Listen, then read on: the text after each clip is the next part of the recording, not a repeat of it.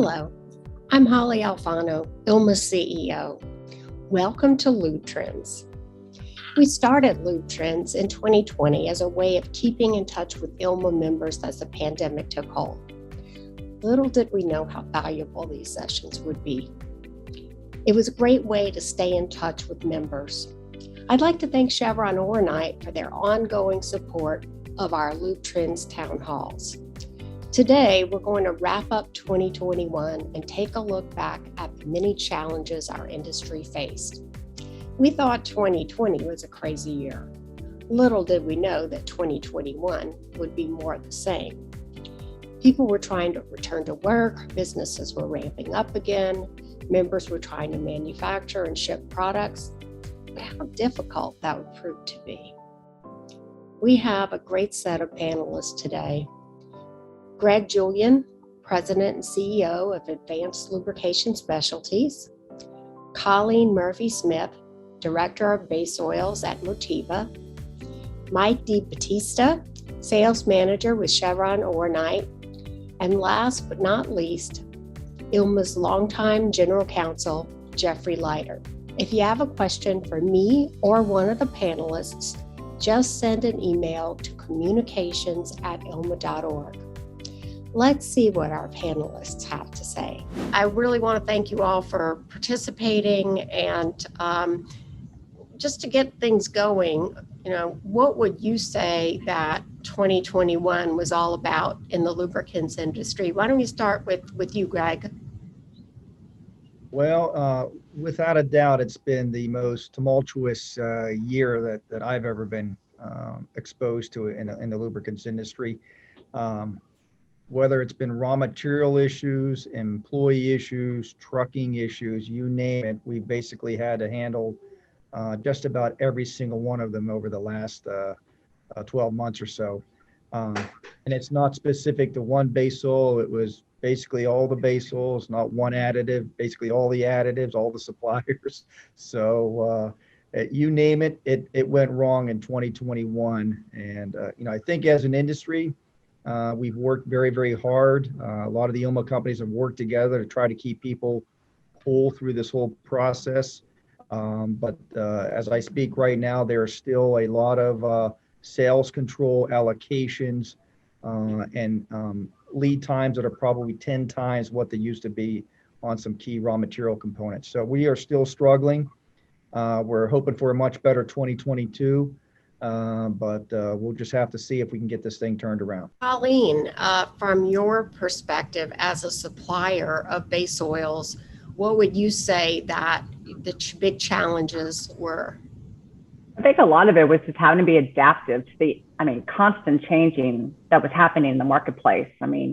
Greg's right. We're a supplier for Greg's company, but as we went out of 2020 and into 21, that was a big joke, like, oh, it's going to be better. And then we got hit with winter storms and COVID demand started coming back up. And we just had to be adaptive to what's happening, not just in North America, but also globally. And that was just impacting a lot of base oil product flows. When you think, I hate to go back to the winter storm, but that took out, 5.2 million barrels a day of capacity just alone on the Gulf Coast.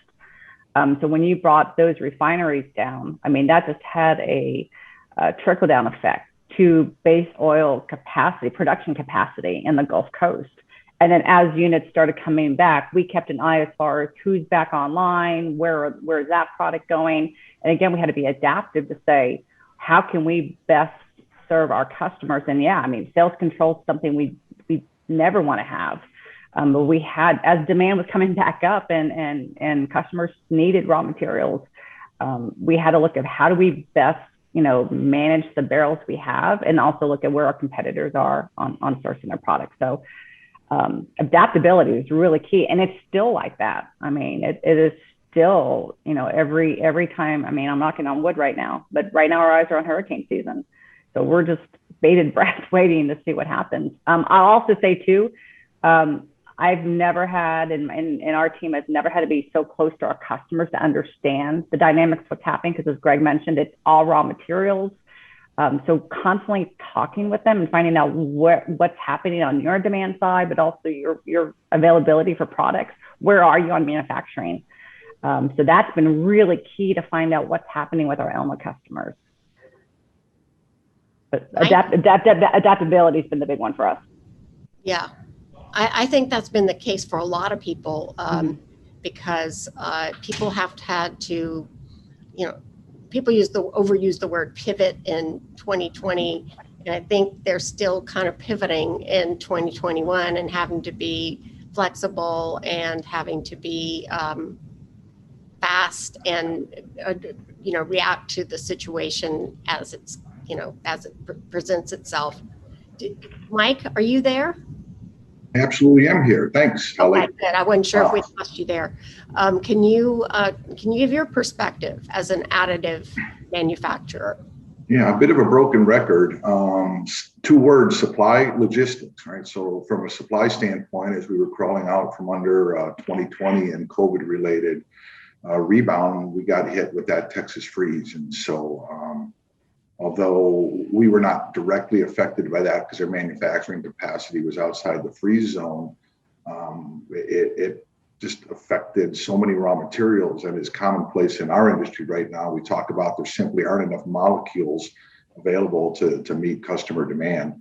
So as demand was rebounding, we were seeing demand increases across the board in virtually all industries. We got hit by that freeze. So we literally had dozens of raw material suppliers declare force majeure, and so that hampered the industry's ability to supply the additive packages that the market needed.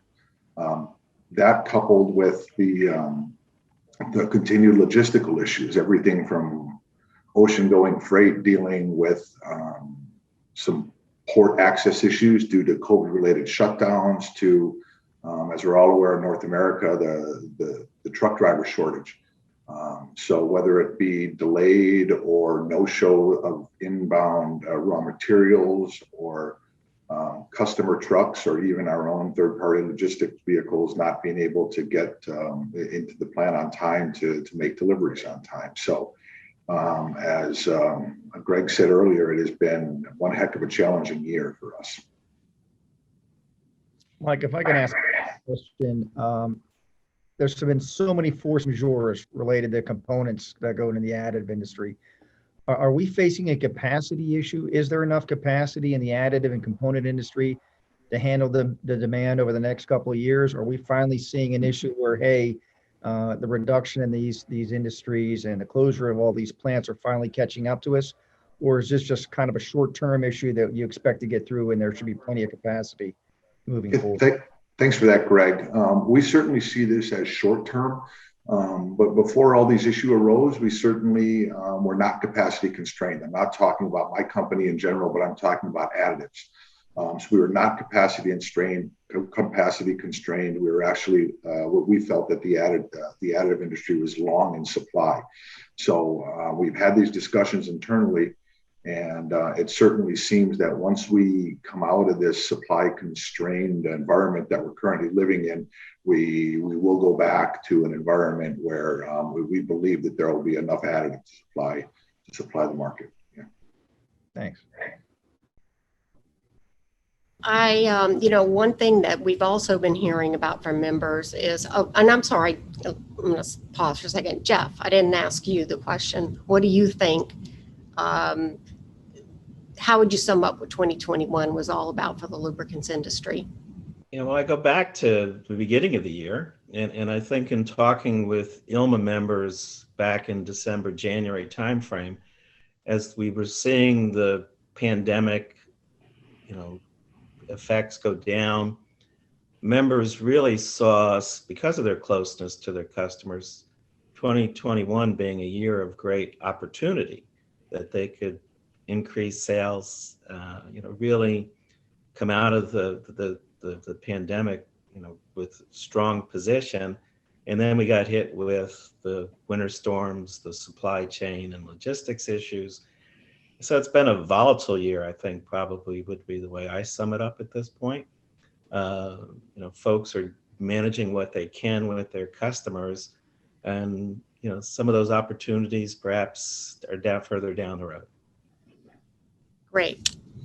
The other thing that we've heard about from members, and you kind of, I think it was touched on really quickly, is the steel drum shortage. I know that we've seen just steel in general, unfilled orders at the highest level in 5 years, record prices. U.S. prices are 68% higher than the global market.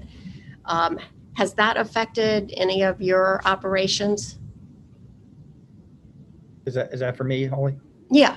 Yeah. Okay. Yeah, absolutely. The pricing has literally gone through the roof in the last couple of months. Good news is the supply situation is getting a little better. I think the steel producers are finally catching up on the demand side of it. But it was definitely a major issue that I think we finally have under control. However, if you look at the other packaging components, there are still some issues related to past package for bottles, as well as the film that is used for EPAC manufacturing is a very, very tight supply right now. Caps still tend to be an issue. I think what we're finding is that a lot of the plastics used in our industry are finding homes in other COVID-related supply channels, and where this was never an issue in the past, and that's why I bring up the issue on supply, making sure that we have enough supply. I think what we're seeing is because of COVID, a lot of these plastics are being pivoted or diverted into other industries, which is just causing us a tremendous shortage that we just can't catch up on. So yeah, packaging is a significant issue. I don't see it getting any better for the rest of the year, but I'm being told that 2022 should be in much better shape. Yeah, let's hope that this all of these supply issues start to unravel and start to relax a little bit as we move into 2022. But I know that there are some issues that are going to take much longer to resolve, and not just supply, but overall general operational challenges. Colleen? Greg, for my awareness, is that what you just described? Is that North America specific, or is your supplies coming globally or from North America?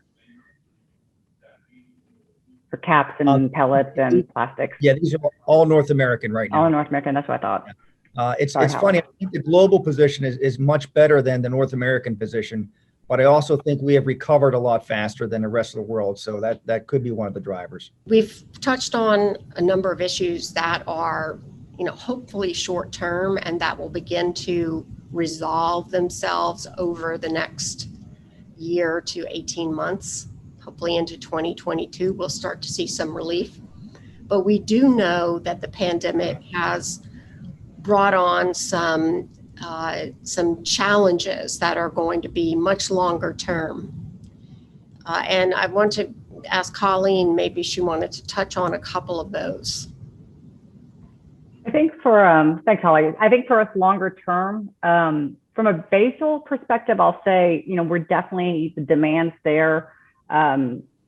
We feel, part of our challenge is just being able to, we've been at full capacity since the storm, coming out of the winter storm. So I think right now it's just once more capacity comes on stream and things start to normalize a bit. I feel hopeful. I am hopeful that supply demand balance will be back in line. I think for me, what Mike had brought up earlier, some of the issues are still the truck driver shortage. We send base oils out on all modes.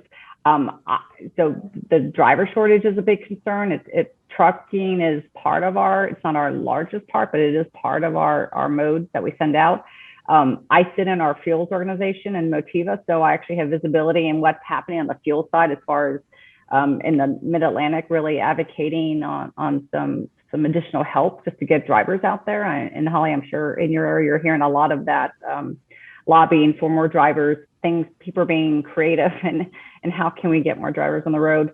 I think that to me is more concerning about that part of the supply chain imbalance. I'll say on a softer side away from base oils, some longer term impacts that I've seen with the Motiva's perspective is just the workforce. Changes of that. People have had options, and the past year has given them time to think about where's their career path and what do they want to do, and especially with the younger generation. So Motiva's definitely seen some impacts as far as, I'd say employees that have been with us less than 5 years, they've had, I'll call it soul searching, but trying to decide, not specific to Motiva, but where is my industry, where's my path want to be? So we've seen quite a bit of turnover within that workforce. And some of it is like, what do we do as a company to address some of that? Some of it's flexibility. Work from home. Motiva clearly came out and said we're a work from work company, and now we're having to kind of pause and think: Are we a work from work company? Will we allow flex working hours? So as I'll say, more of the younger employees start to look at some other options, that's going to be a big concern with us. How do you build up that younger generation? And also, I'll just add too, I've been with Shell and Motiva for 29 years. If you talk to college graduates right now, they're not coming in thinking this is the company they're going to retire from. So some of it is, how do you attract employees that, maybe only be with you for 5 years? So that's been a lot of discussion with Motiva leadership and on that longer term impact. And that's been a direct result of COVID and work from home.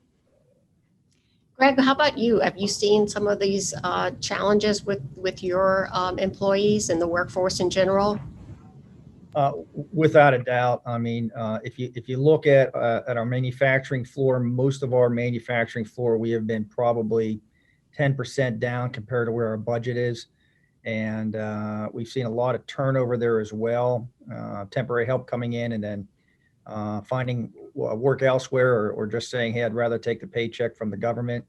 So I think if you look at the industry in whole from a workforce, from the laborers out on the floor, it's been a real challenge for us. I agree with Colleen in terms of trying to bring in younger folks and trying to groom them for the industry. I think there's been so much negative connotation associated with the lubricant and the oil industry in general that most folks are trying to stay away from that because it's not glamorous. It's not exciting in their mind. They don't think it's going to last. So I think we're partly responsible for that, but I can tell you that, a lot of the input I'm seeing is that there's certainly a big demand growth for us, and there's certainly a lot of investment still being put into our industry. So I think it is positive for the younger generation. We just got to communicate this down to the college level and let these people know that this is still an exciting place to work. I mean, there's not a lot of jobs out there for chemical engineers that don't involve you working from a facility and actually going out there and doing some work. I mean, the work from home jobs for chemical engineers, there can't be a lot of them out there. So if that's the field you want to take, you got to understand this is what it requires. So yeah, it's definitely been a challenge. I'm hoping here in this fourth quarter and the beginning of 2022, we'll see some people coming back to work and starting to appreciate some of the things that the ILMA companies have to offer in terms of employment. Jeff, what are your thoughts? How can our industry get the word out that this is a stable, good industry, that it's something that is a contribution to society? How can we compete with the Amazons and the Googles and all the other technology-oriented organizations? I mean, I've long been a proponent that there's a moral case to be made for working in the lubricants industry, that it's not a dirty industry, that our society, our economy can't function without the products the industry makes. You can't get to work, you can't get to the store without lubricants for your vehicles. Making any kind of product, that metal, bending, shaping, what have you. Looking at the pandemic, you need metalworking fluids to make the hypodermic needles for all those vaccination shots, the ventilators, that there's such good that this industry does to reduce costs and to make everyone's lives more efficient and better. And we need to do a better job of selling that story in terms of just how important this industry is to everyone's everyday lives. And you can do good things working for this industry. Yeah, there's no doubt we need to do a better job of getting that message out there. I'm going to switch gears a little bit and talk a little bit about engine oil specifications. Another big topic that came up this year was the emergence of the International Fluids Consortium. We don't have a lot of details at this point about the organization. other than, some information that they've shared with us that's been somewhat limited. ILMA sent a letter recently asking for clarification on some points and raising some questions that we've heard from members. Greg, what are your thoughts about the organization as a lubricant manufacturer? Yeah, from a manufacturing standpoint, obviously we support anything in the industry that's for a positive impact or for the good of it. What we don't like is a lot more regulations and a lot more fees associated with producing our products. There's a whole bunch of challenges that presents for particularly smaller ILMA companies that can't necessarily afford these lump sum fees because they don't have the gallons to support it. So from the IFC perspective, since there are so many unknowns, right now I'm not real supportive of it until we get some things clarified. In particular, what kind of voice are we going to have in terms of the specifications? Who's going to know how much additive and base oil it's going to require to meet these specifications? What are the fees for the different specifications, so on and so forth? And more importantly, is it going to compete with the other organizations we currently are paying for, which would just be a redundancy that we certainly do not need.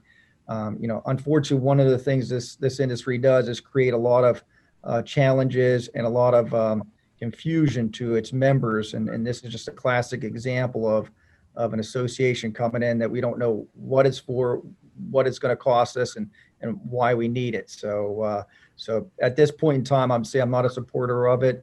But again, we don't know all the answers. So until that's all laid out, we're going to stay by the sidelines. Mike, as an additive producer, do you have some thoughts on this? Yeah, well, I share some of the concerns that Greg has, but just upfront, I operate much more in a commercial space than a technical space here at Oronite. So my views on this might be a little bit limited, but the IFC, it's a very new initiative, and right now I think there's a lot more questions than there are answers, and I don't know if we have enough detail to truly understand the impact of the IFC proposal. I mean, additive companies like Oronite, we typically respond to changes in regulation or OEM industry specifications, and then we supply technology that really matches up with those changes. I don't see any real change with what we do regarding the IFC, but they just had their first meeting. I believe it was in July. So we're still, if we need to be part of it, I think we will, because we would have to provide solutions that would meet those requirements. But kind of as Greg said, I think it's a little bit too early, and so I don't want to say it's wait and see for us right now, but we are just still a little early in the process, and I guess we'll probably have updates as time permits here, or as we see fit. Jeff, any thoughts about it?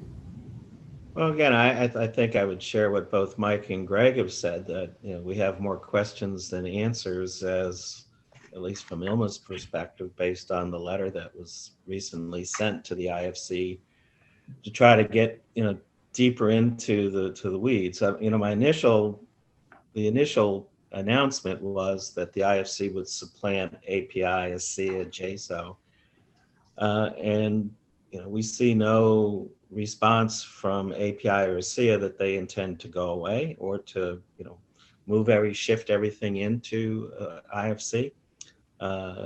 Folks right now, we're waiting for the next generation of Dexos to hit. Meanwhile, API and the ILSAC group are moving forward with next category development for both PCMOs and heavy duty. So I think, as Greg mentioned, the concerns with, is this just another layer, the kind of costs?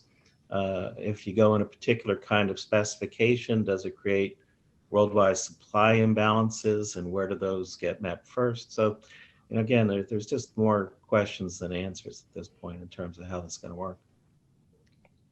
Turning to established engine oil specifications, API's next heavy-duty engine spec, PC12, and GF7 are already in the works. Jeff, what are we looking at with those new categories? Well, first, let's do on an interim basis on CK4, the current PC11 spec. Ford has asked for, and it's out to ballot currently within the API lubricants group. I'll call it CK4 Plus.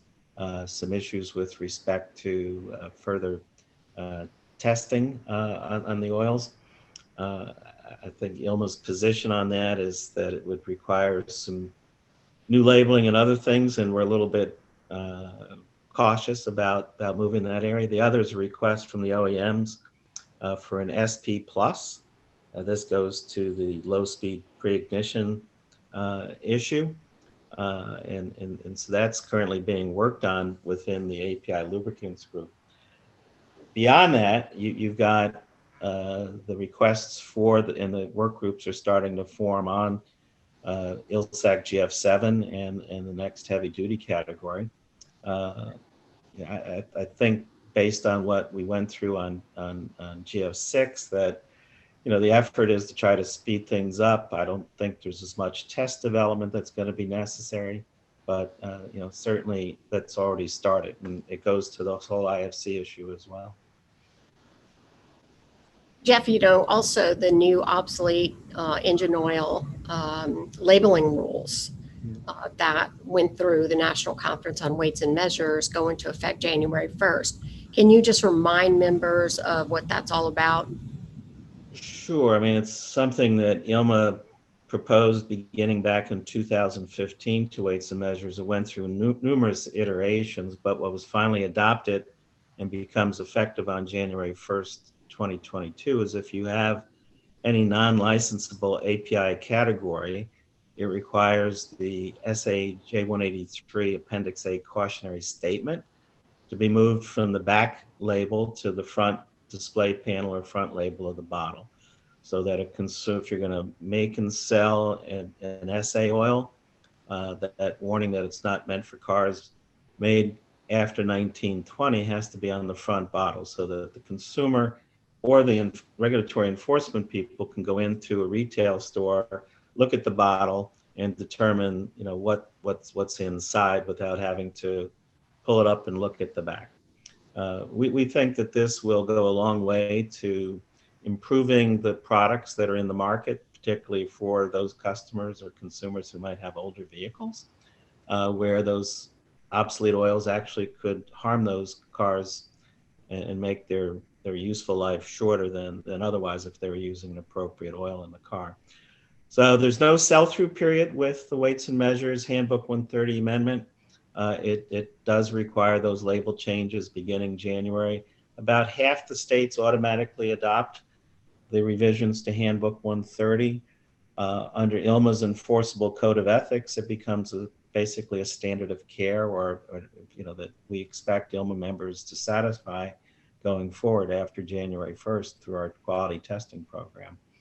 I'll just take a brief second to add that on the tractor hydraulic fluid, the Weights and Measures also adopted change there so that the size, font, and color of the cautionary statement for obsolete tractor fluids, the old 303 products, that also kicks in on January 1st. So folks need to look at Handbook 130. If they've got questions, certainly contact ILMA and we'll help them through the process. The labeling requirement for THF was in effect this year, though, correct? Correct. It actually kicked in January 1st of 2020. Right.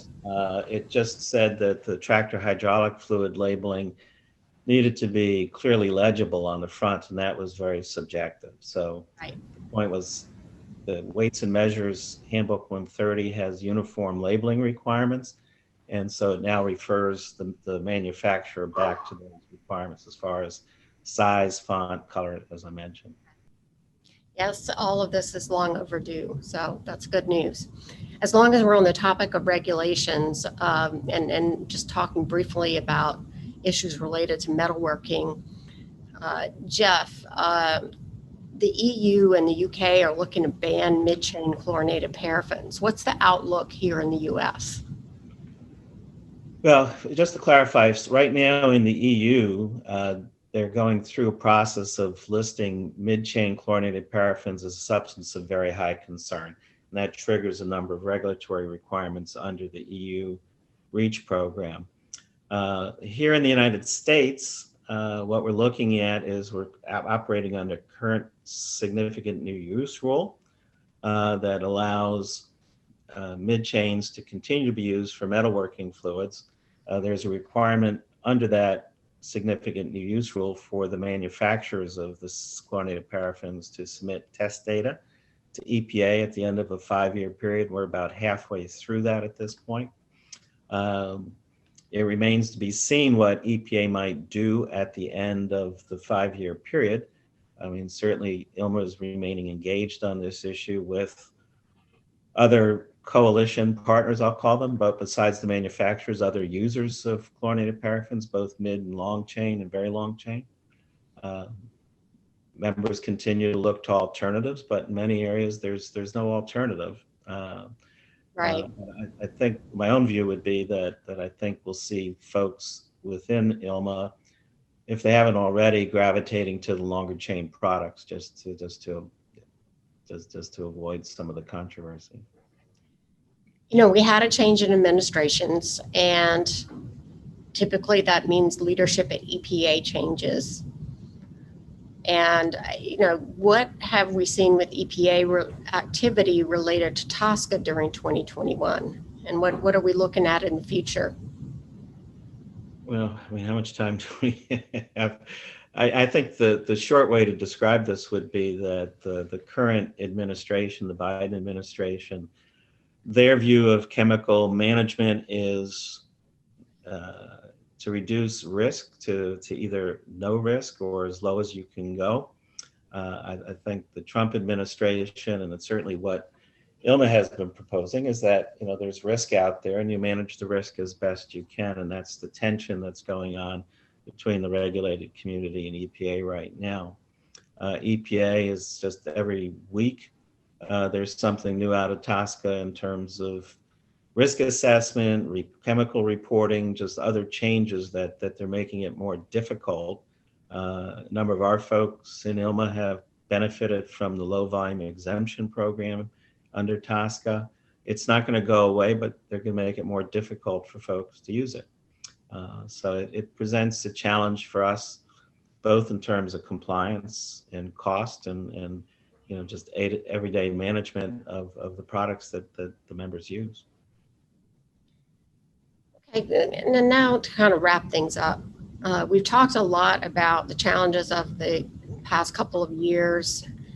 From where each of you sit, where do you see the future of our industry going?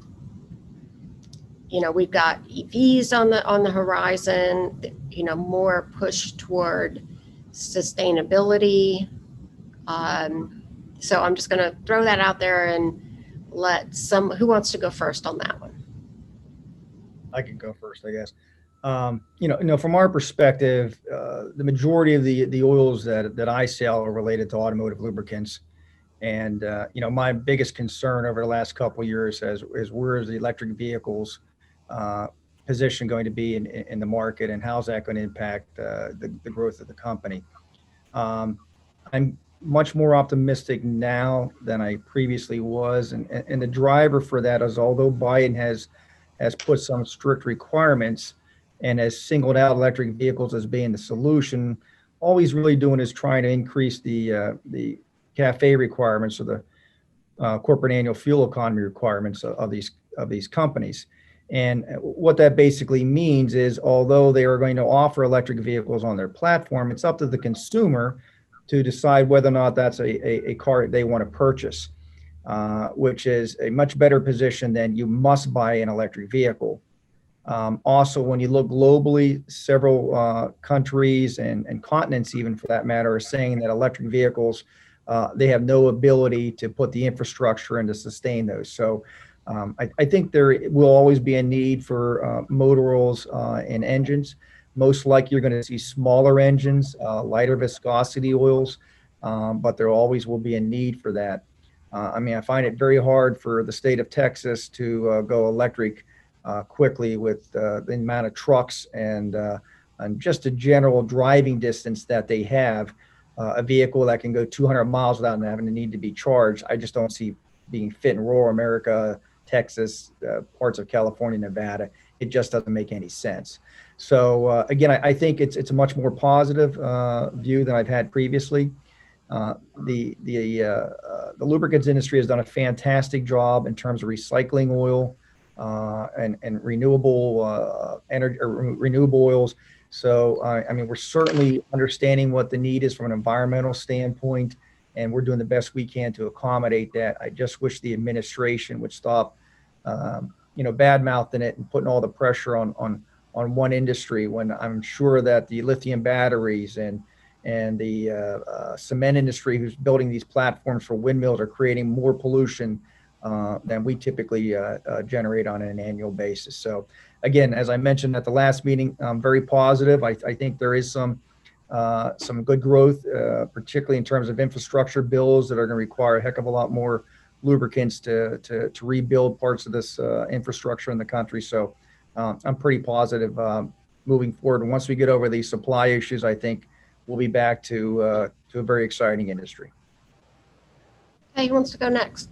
Yeah, I'll add into Greg's. I mean, I think, yeah, and I think about, every conference I attend, be it with ILMA or other organizations, I mean, there's always a section on EV, and it always just seems to be the same message. So I do feel the same way. I think, as Greg stated, I do feel like there's still a lot of unknown in North America, but also globally, about what's the impact of EV. There will need to be a lubricant. I think the consumer part of it, I think the consumers are still questioning, what's it going to cost me, and what's the, how reliable is the car? I think I heard last week, GM just announced with their Volt, all these provisions of, if you bought one of our cars, of, how far you have to park it away in outdoor parking, in case it just kind of catches fire. So I think from a consumer standpoint, I'd pause and say, is this really the right path that we need to take? Are we ready yet to start mass manufacturing EV vehicles? So I do feel like, I think this is a long ways out for us to start getting panicky about the future of lubricants needed to support the automotive industry. I'll also say there's just been a lot, I think I mentioned in the last panel, I sit on Motiva's ESG group, so the environmental, social, and governance group. And that's been interesting just to see. That's just, impacting our rating. So, Motiva got its first ESG rating without us even knowing we were being rated against. So a lot of work's been going on as far as collecting, what is our responsibility as a corporate citizen, and then out to the financial community to show that we do have measures in place that do address certain environmental, social, and government types of issues. So everything from how you hire to responsibility from a refiner, we're addressing that. And I think that's just one thing that's just gotten a lot of headway in the past year is that initiative in itself. But I don't feel like hopefully the EV message starts to get a little more, I'll call realistic going forward. But maybe we'll keep hearing the same thing. It's going to come, different markets adopting at different times. But there will continue to be a need for lubricants. Mike? Thanks, Colleen, and thanks, Holly. Colleen, from a larger company perspective, yeah, we certainly see that the pressures put on us to be a better corporate citizen. So just in the last week or so, like we've announced, we've increased our investment in lower carbon solutions by an addition up to $10 billion right now. So there's certainly pressure on all of us to try to be a little bit greener. But with respect, to an additive company and electric vehicles, if you look even 10 years out, the overall car park, or the number of cars in the marketplace right now or in the nation, electric vehicles are still going to make up a very, very small percentage of that. So we don't see anything changing immediately. And the other part of it is on the heavy duty side, on trucking, there still hasn't been any realistic solution for that piece of the market that represents a very large part of lubricant sales. One of the other things, having grown up in a northern tier state, you do hear that in cold environments, the batteries typically don't last quite as long, or the charge doesn't last as long. So the acceptance in some of the northern tier states and some of the colder countries of the world, I think that remains to be seen. Oronite continues to work on some solutions for electric vehicles, but there's no doubt that the overall volume of lubricants that would go in an EV would pale by comparison to what a normal internal combustion engine would consume over the lifespan of the vehicle. But we still see, circling back to the future of our industry and come and work for us.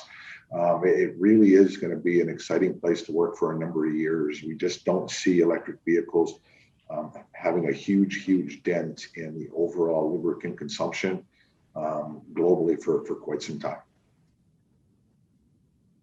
Jeff, how do you see the future shaping up?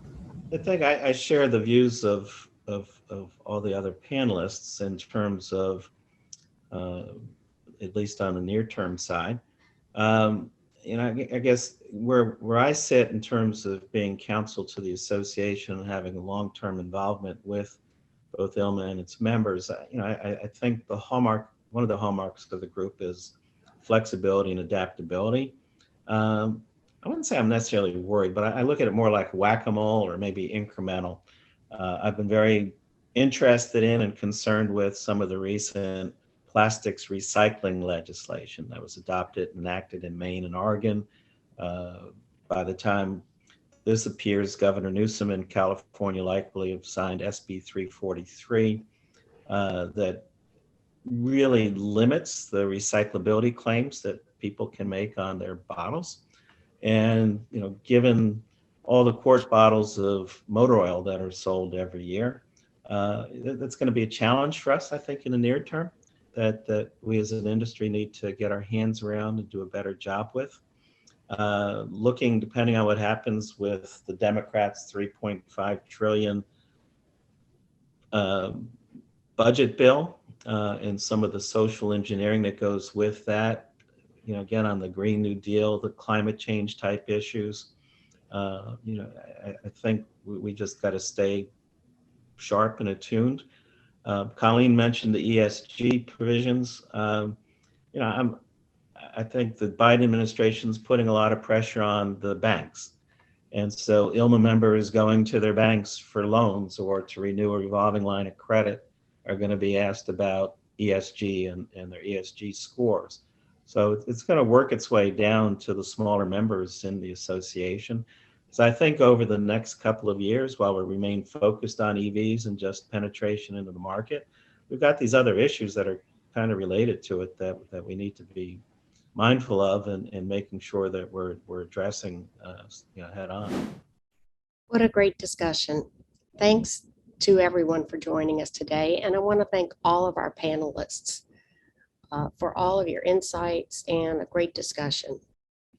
I want to remind everyone that if you have questions, please send them to communications@ilma.org, and we will get back to you with an answer, whether it's from one of the panelists or from me.